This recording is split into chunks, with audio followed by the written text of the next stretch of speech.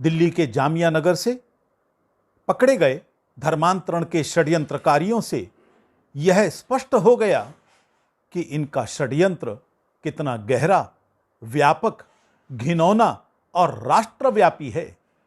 अभी तक ये भोले भाले मासूम लोगों को ही पकड़ते थे और अब तो इन्होंने सब प्रकार की सीमाएं पार करके मूक बधिर बच्चों को भी अपना निशाना बनाना शुरू कर दिया। उनमें से कुछ बच्चे गायब भी हो चुके हैं। इससे साफ लगता है और इनका इतिहास भी यही बताता है कि उनका उपयोग संभवतया आतंकवादी गतिविधियों के लिए किया जा सकता है। एक मुस्लिम नेता ने तो इनको निरपराध भी घोषित कर दिया और उसने कहा कि इनको कानूनी सहायता भी मिलेगी। हो सकता है बड़ी बड़ी फीसें देकर बड़े बड़े वकीलों की फौजें इनके पक्ष में खड़ी कर दी जाएं।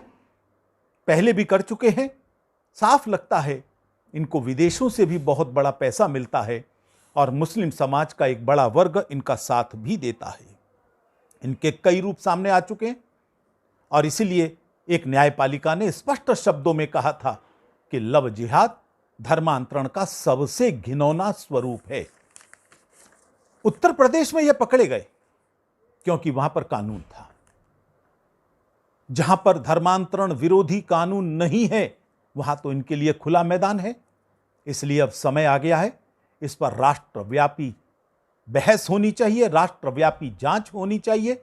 नियोगी कमीशन जैसा एक कमीशन पूरे देश में इनके षड्यंत्रों की जांच के लिए स्थापित होना चाहिए। जिस कोरोना काल में पूरा देश तन मन के साथ पीड़ितों की सहायता पर लगा है, तब जिहादी और मिशनरी धर्मांतरण में लगे और इसीलिए इनकी इसी मानसिकता के कारण, चाहे नियोगी कमीशन था, चाहे वेणुगोपाल कमीशन था, उन्होंने कहा था कि इनके ऊपर प्रतिबंध लगना चाहिए। संविधान सभा के भी कई सदस्यों ने केंद्रीय कानून बनाने की वकालत की थी।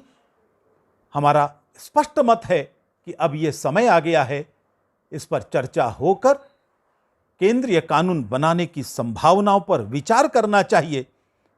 भारत धर्मांतरण के कारण पहले ही विभाजन की एक विभीषिका को झेल चुका है।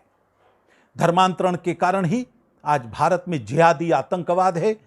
कश्मीर की घाटी हिंदू शून्य हो गई है। अब भारत को इस त्रासदी से मुक्त कराने का समय आ गया है और संपूर्ण राष्ट्र को संकल्पबद्ध होकर इस षड्यंत्र को रोकना चाहिए।